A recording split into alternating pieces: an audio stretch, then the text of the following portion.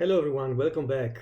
It's with a lot of emotion that I'm starting to talk about Canto 14 of Paradiso because it's one of my favorite cantos of the entire poem, of the entire Divine Comedy. And I know already that any comment is not going to be able to convey what I actually feel about the canto. So I'm going to make a pale tentative to convey what I can.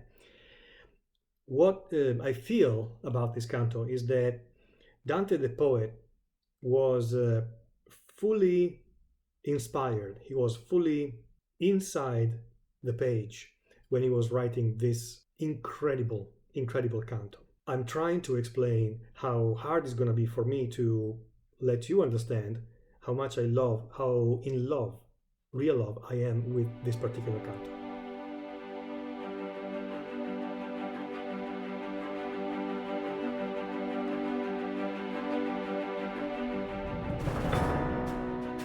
As we know, we are still in the fourth heaven, which is the heaven of the sun, the sphere of the sun, where we've seen the souls of the wise spirits, or this is the heaven of wisdom, if we want to call it that. And it's been a long period of time. For 4 entire cantos, Dante has spent his Paradiso time in the sphere of the sun. In this Canto 14, he and Beatrice are going to move from the sphere of the sun to the sphere of Mars, which is the heaven or the sphere that celebrates the virtue of courage, and that is also called the heaven of the spirits who fought for Christ or fought for God, and the spirits who died for God. This is where we are in terms of structure.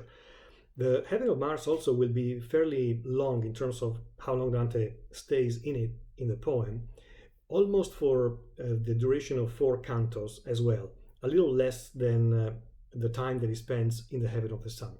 There are in this canto at least 5 or 6 tercets that are my favorite tercets of the entire Paradiso. And it becomes really difficult to compare them and to say which one is better, which one is worse.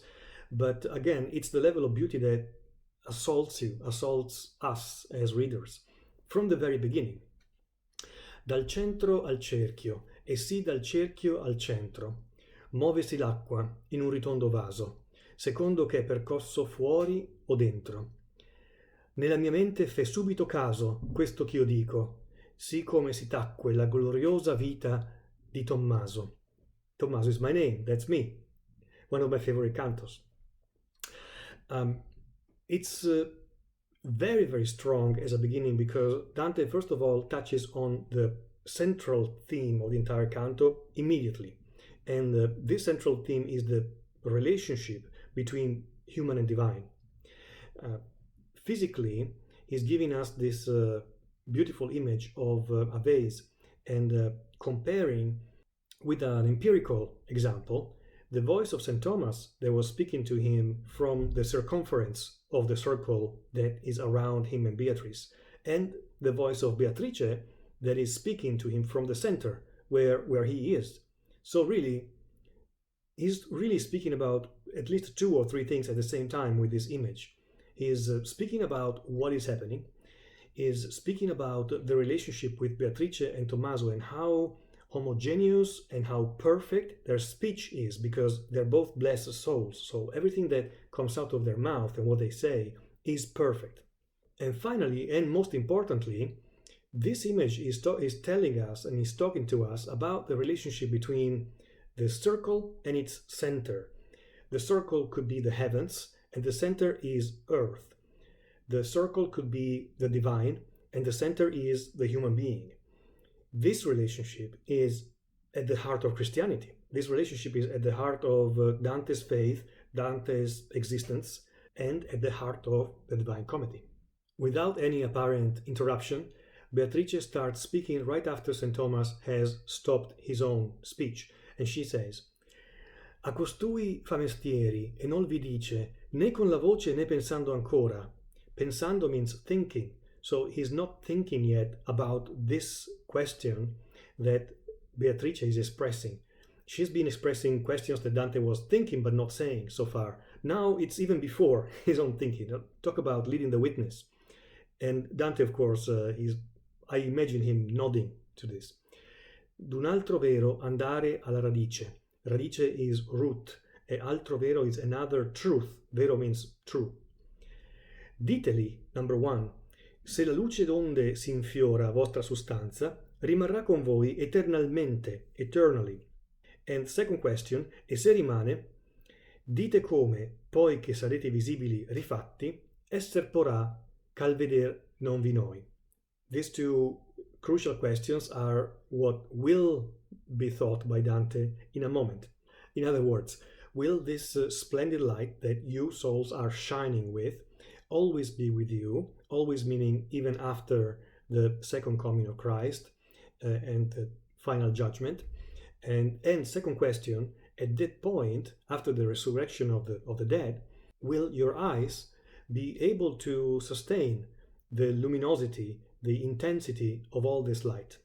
The wise souls who are still arranged in these two concentric circles are extremely pleased, and they rejoice at hearing this question. Especially they're pleased about the opportunity to be of service and to help with another answer. I would say from this moment on, the canto gets more and more intense from a point of view of how much it shines in our eyes. This is a canto so full of light, maybe the most full of light of Paradiso. We have to wear sunglasses for how much light that Dante is going to shine towards us. Let's remember that Dante, towards his final years of life, his eyesight was not very good. Somebody even says that he was so devoted to Saint Lucy, who was a Sicilian saint, because she was a blind saint, and so she was kind of the protector and of people who with poor eyesight or people who were blind. So when I think about Dante writing about these unbelievable visions that really hit our optic nerve so many centuries after he wrote this, I cannot help but thinking about Beethoven, who wrote some of his best music while he was almost practically deaf. And then verse 25, qual si lamenta perché qui si muoia per viver colassù. All of a sudden, what's happening is that Dante is turning towards us, the readers, and he's speaking directly to us. While he was describing the events as they were panning out in front of him, now he turns towards us and he talks to us directly. And he says, qual si lamenta perché qui si muoia, qui, here on earth, per viver colassù, non vide quive lo refrigerio dell'eterna ploia. Beautiful, beautiful tercet. When he says si muoia, people who complain about the fact that on earth we have to die, we die. Really, Dante, with this couple of words, he means people who complain not simply that we die, but they complain that we have to die in order to then end up in heaven. So people who complain about this, they never saw the refreshment of this eternal. Ploia is really a Latinism for rain, and so we can even translate it as rain. Mandelbaum translates it as the eternal showers that bring refreshment here. And this eternal rain is the eternal rain of the divine grace. After having planted in our subconscious this image of the circle so many times, in the previous canto, in this canto, the vase, the water, he's almost hypnotizing us at this point. He goes back and remarks once again in an even more perfect way the concept of the Trinity. He's celebrating the concept of the Trinity. Quell'uno e due e tre che sempre vive e regna sempre in tre, in due e in uno, going out and coming back in. Non circoscritto e tutto circoscrive, 3 volte era cantato da ciascuno di quegli spiriti con tal melodia che ad ogni merto saria giusto muno. And then verse 34 has to be read almost sottovoce, almost whispering, with a very modest voice. This is a touch of genius, and this is one of my favorite tercets of the canto. E io udì, nella luce più dia del minor cerchio, una voce modesta, forse qual fu dall'angelo a Maria. Risponder. The genius of Dante here is in using the word modesta, in qualifying this voice that is starting to hear. The voice is coming from the soul of Solomon. We know that because it's coming from the most dia light. This three letters word, dia, comes from Latin. Again, it's full of Latinisms here. And the Latin diva means divine. So the most divine in the sense of resplendent. The most resplendent light, we know from the previous two cantos that it's Solomon's. And so this is Solomon. It's one of the most powerful kings who ever lived. Speaks with a little modest voice. Forse, dare I say, perhaps, like the voice of the Archangel Gabriel when he talked to Mary. So Dante is imagining the quality of the voice of the Archangel Gabriel at the Annunciation. And is giving that quality to Solomon's voice here. Here Solomon will talk to us about the resurrection, the concept of the resurrection. Why is Dante assigning this job, this role to talk about resurrection specifically to Solomon? Different scholars have different opinions, as always, but it seems like one reason could be that Solomon had been identified as the author of the Song of Songs. And even if today the theologians and the Bible interpreters are a little bit of a different opinion, in Dante's time, Solomon was undisputedly the author of the Song of Songs, which is a short book of the Bible full of beauty that celebrates the love between a man and a woman, the love of two spouses. And as our own modern biblical exegesis says, the Song of Songs is also about the love between human and divine, in particular as the union of divine and human in the incarnation. This is why the concept of incarnation might be linked to this short monologue of Solomon that goes from verse 37 to verse 60. It's so beautiful in many, many different ways, but the parts I love the most are at the very beginning. Quanto fia lunga la festa di paradiso, tanto il nostro amore si raggerà d'intorno cotal vesta. La sua chiarezza seguita l'ardore, l'ardor la visione, e quella è tanta quantità di grazia sovra il suo valore. He's saying that your own merit as a soul, as a person, is not enough to bring you closer to God in the afterlife and the resurrection. What we all need as well as a necessary ingredient is the grace of God. This is why quantità di grazia, in addition to your merit, or valore, your merit. Here Dante is sourcing St. Thomas Aquinas.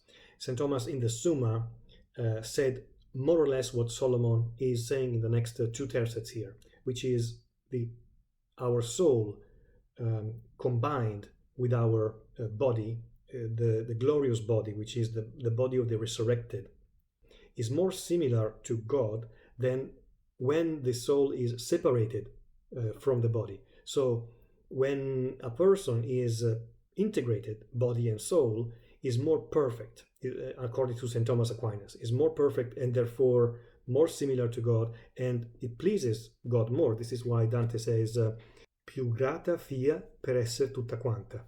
More grateful, there's going to be more joy for being tutta quanta, all together. Let's see, Mandelbaum. Therefore, our persons shall, in being all complete, please all the more. And yet another very inspired tercet here. I'm talking about verse 49 and 50. Onde la vision crescer convene, crescer l'ardor che di quella s'accende, crescer lo raggio che da esso vene. This crescere in Italian means to grow. And he's repeating it 3 times. Everything is enhanced or expanded, augmented. In this moment of the resurrection of the dead, the powers of a human being will be increased, will grow. This is what Solomon is saying. Ma siccome, and how is it possible that all this light around the souls, since it's going to be there, how can human eyes, because they will still be human eyes. How can human eyes still see that? Now, there is a clarification to make here, because in Christian doctrine, whenever we are speaking about the resurrection of the dead or the last judgment, the eschatology, it's a very difficult theological, let's say, dogma and principle that I'm not going to enter here in this video. However, something very important is that it has not to be confused with a biological body. The resurrection of Christ in the gospel is described in all the gospels in a very different way from the resurrections of other people who were resurrected by Jesus back to their mortal life. That resurrection of Christ is described as going beyond, going into a dimension that has nothing to do with biology, has nothing to do with our mortal life, is beyond. Here in verse 52, Dante is using the theology of his times, improving it, and going where his contemporary theology had never gone before. Why? Because Saint Bonaventure had written even about this image of the piece of coal, comparing the light of the resurrected body of any human being to the light of an ardent piece of coal. But nobody ever said that, like Dante says, that this light of this resurrected body would be even stronger than the light emanated or shining from the soul. Dante goes very, very, very deep in this differentiation, and he pushes himself to the point, he dares to say that the luminosity of this resurrected body, just like the luminosity of a piece of coal in the fire, will be still very bright and visible, because he's talking about visibility with this Italian word parvenza. Sì che la sua parvenza si difende. Parvenza means visibility, inside the light. Just like the coal that's burning, you can see it in the fire. Così questo folgor che già ne cerchia, this light that is around us, fia vinto, will be won, will be defeated in its appearance, dalla carne che tutto di la terra ricoperchia, by the flesh that is in the darkness underground, all the flesh that is in the darkness underground. It's almost a little too sudden here, after all the descriptions of light, to have this image of underground darkness. So the organs of our bodies will be enhanced, will be empowered, they will have more power, and therefore they will have no problem functioning well and seeing through this incredible shining light. This is the answer to Dante's question. As soon as Solomon stops speaking, all the souls rejoice and they sing Amen, which is a Toscanism for the word Amen or Amen. These souls, like all the blessed souls, have they show with this Amen, with this singing, their desire to reconnect and reunify with their bodies that make their whole human person. However, it's not for something of a selfish delight. And here again Dante says forse, which is perhaps or maybe, because he's daring a little bit with this theology. But he likes to think that this desire comes from the desire to see relatives, per le mamme, per i padri e per gli altri che fuor cari, anziché fossero sempiterne fiamme. It's really sweet and beautiful here, because we know that the author is writing about his own desire to see his loved ones in his afterlife and in the moment of the resurrection of the dead. He is writing about being able to, in fact, see Beatrice whenever she has her body again and whenever he will have his body again. Ed ecco intorno di chiarezza pari nascere un lustro sopra quel che vera. This third circle of light appears around the two circles that are surrounding Dante and Beatrice. Dante doesn't go into the details. He doesn't tell us how many of these new souls compose these third circles. Maybe there are 12, maybe there are many more, we don't know. And we don't even know exactly who they are, because we've seen the identity of the souls in the previous two circles. But it feels to commentators and to scholars that Dante wanted to add this third circle for his love of perfection, for his love of the Trinity, to express the concept of the Trinity, and to finish in a grand style the circle of the sun, the heaven of the sun. The number of words that are directly coming from Latin here is so many, and they, if we think about the language of, I don't know, Inferno 6, 7, 8, and how vulgar sometimes Dante became in those cantos. Here he uses, for example, a verse 76 or 77, candente, come si fece subito e candente. In the Latin verb candeo means to be incandescent. That's the root of the word incandescent. Candente comes from Latin. Agli occhi miei che vinti non soffriro. What Dante is not saying here in these verses is that as soon as this third circle appeared, the light was so intense, and he was so dazzled by this light and flashed, and that he immediately or instinctively turned towards Beatrice, which is something that he does in any moment of Paradiso.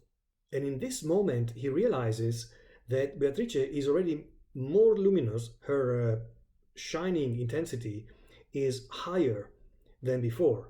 And it's from that he understands they have been translato, which translatus from Latin means transported. They have been already transported to the next heaven. So this is the point where they are moving from the heaven of the sun to the heaven of Mars. He just sees it from Beatrice's luminosity. And this was confirmed, ben m'accors'io, ch'io era più levato, that I was higher, per l'affocato riso della stella, che mi parea più roggio che l'usato, because of the fire smile of this planet or star, which is Mars, which is the red planet, che mi parea più roggio, more red than usual. I would say from this exact point, which is verse 88 of the canto, and the second part starts, we could read all this second part as a mystic experience, as a Christian vision, and a spiritual vision that Dante has, particularly intense and strong. I wouldn't be surprised if this is something that he's seen with the eye of his mind during a particularly intense moment of prayer, for example. But he is beyond joy, is beyond simple happiness here, because he's offering a holocaust to God. And holocaust is a sacrifice, but it's more than a simple sacrifice, is to give everything. That's the root of the Greek word holo, that means everything, all of yourself in sacrifice to God. A Dio feci olocausto con tutto il core, with all my heart, e con quella favella che è una in tutti, a Dio feci olocausto, qual conveniesi alla grazia novella, and this new grace that I've had to be here, to be in this red light of the heaven of Mars. St. Thomas talked about the meaning of sacrifice in his Summa, of course, and he was putting it in contrast and comparison with the animal sacrifices of ancestral people. St. Thomas said, just like the animal is dissolved in vapors in the fire after it's burned in the sacrifice, and the vapor that results rises up towards the sky, in the same way, the whole man, the whole human being, has to be for God and has to be offered to God. This is the stronger meaning of Holocaust compared to sacrifice. E non ero anco nel mio petto esausto l'ardor del sacrificio, ch'io conobbi esso litare, stato accetto e fausto. I realized that my sacrifice was in fact very well accepted, and it was a successful offering of myself, of my entire heart. Why did he see this? Why did he understand this? Che con tanto lucore e tanto robbi m'apparvero splendor dentro a due raggi, ch'io dissi, O Elios, che si li addobbi. We have this other interesting word, robbi, R-O-B-B-I, coming from the Latin rubeus, that means red. So His language is really highly elevated at this point as he's trying to convey this vision. And as soon as he sees this new vision inside the planet of Mars, the star of Mars, suddenly he explodes. He explodes in a exclamation of joy, exclamation of love for God, because when he says Helios, Dante means the sun and therefore God. This is a way for Dante to compare God to the sun. Helios che si gli addobbi. You, God, are clothing all these souls with your light, in the same way that the sun is clothing the earth with its light. This is more or less the meaning that Dante is expressing. Come distinta, and here verse 97 until verse 117 is my personal favorite part of one of my favorite cantos. It moves me every time I read it. I can try to imagine it by closing my eyes, because not only the image itself, but the simile and the meaning is eternal. It's unforgettable. Come distinta da minori e maggi, lumi biancheggia tra poli del mondo, galassia sì che fa dubbiar ben saggi. He's talking about the Milky Way, that is distinta because it's made of a lot of smaller and bigger white stars, but it's becoming in our eyes something that is white and seems to have a single shape in itself. Sì costellati facea nel profondo Marte quei raggi il venerabil segno che fan giunture di quadranti in tondo. In the same way, the stars compose the Milky Way, there were many stars, many lights that were composing this venerable segno, the sign of the cross inside the planet Mars. And this is a Greek cross because it's a cross that touches the extreme points of the circumference of Mars. So a cross with the arms of the same length. Somebody says that Dante was inspired to this vision by a cross that is present in a beautiful church in Ravenna, where he spent the last years of his life, the church of Santa Pollinare in Classe. Gorgeous interiors and beautiful art that probably touched Dante's imagination very much. Qui vince la memoria mia l'ongegno, che quella croce lampeggiava Cristo. Sì che io non so trovare è sempre degno, ma chi prende sua croce e segue Cristo. Remember, Cristo always rhymes only with itself as a word in Dante. Chi prende sua croce e segue Cristo, who takes on his own cross and follows Christ, ancor mi scuserà di quel ch'io lasso, vedendo in quell'albor balenar Cristo. He's excusing himself because of the ineffability of the beauty of this vision. It's impossible for him to describe it. But it's even more beautiful because of this reason. And finally, di corno in corno, e tra la cima e il basso, si movien lumi, scintillando forte nel congiungersi insieme nel trapasso. Così si veggion qui diritte e torte, veloci e tarde, rinnovando la vista, le minuzie di corpi lunghe e corte, moversi per lo raggio onde si lista, talvolta l'ombra che per sua difesa la gente con ingegno e arte acquista. One of my very, very favorite lines of the entire Divine Comedy. Incredible. Is also expressing the multiplicity and variety of all this dust in the ray of light in a room, in a familiar environment, a room where we put a curtain to make a little bit of shade, but there's still this line of light and the dust. And inside the dust, the little particles are veloci e tarde, fast and slow, lunghe e corte, diritte e torte. Is really emulating this multiplicity. E come giga e arpa in tempra tesa, we are now at the sound, simile, di molte corde, fa dolce tin tinno.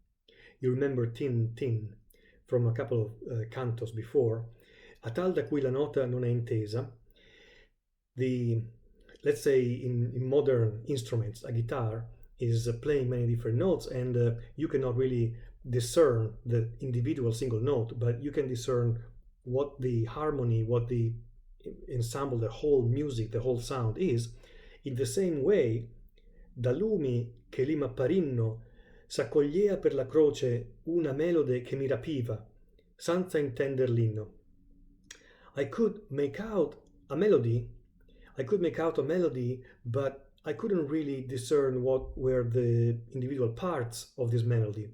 And as somebody who loves music very much, I know and I feel like a music that is incredibly beautiful and that you are hearing from somewhat the distance. And so your brain is trying to kind of fill in the gaps to make it even more beautiful. That is the best type of music that you can imagine, that you can describe at least. This is what he's saying, because he couldn't really understand it all, this music, but at least some pieces, and his ear is capturing the words resurgi e vinci as part of this song. Resurgi means resurrect, and vinci means win over death, because it's about Jesus Christ. So we have here a vision of Christ on the cross, and the souls are composing this music, are singing this song about winning and resurrecting from within the cross, which is the symbol of Christ's defeat and of Christ's death. So defeat and death versus resurrection and victory. Io m'innamorava tanto quinci che infino a lì non alcuna cosa che mi legasse con sì dolci vinci. I fell in love with what I saw so deeply that nothing else I've seen until that moment, I felt like it had hit me and enveloped me so much. As soon as he says this, which is extremely strong, he tries to pedal back and he says, oh, and almost excuse himself because Beatrice is just next to him. But he also almost funnily says, well, I know that her eyes are the most beautiful thing, but I also know that they are becoming more and more beautiful as higher up and higher up that we go. So I haven't still looked at her. I'm sure that she still has the opportunity of being the most beautiful thing that I've ever seen in my life. E scusar puommi di quel ch'io m'accuso per iscusarmi e vedermi dir vero, che il piacer santo non è qui dischiuso perché si fa montando più sincero. We have now finally arrived in the heaven of Mars, the sphere or the heaven of the souls who died for their faith for God. And so where the virtue that is celebrated is that of courage. Thank you. Thank you for watching this video. We'll speak soon for Canto 15, for which I will have a very special, let's call it help, by another Italian friend who will help me go through Canto 15 of Paradiso. Thank you for watching.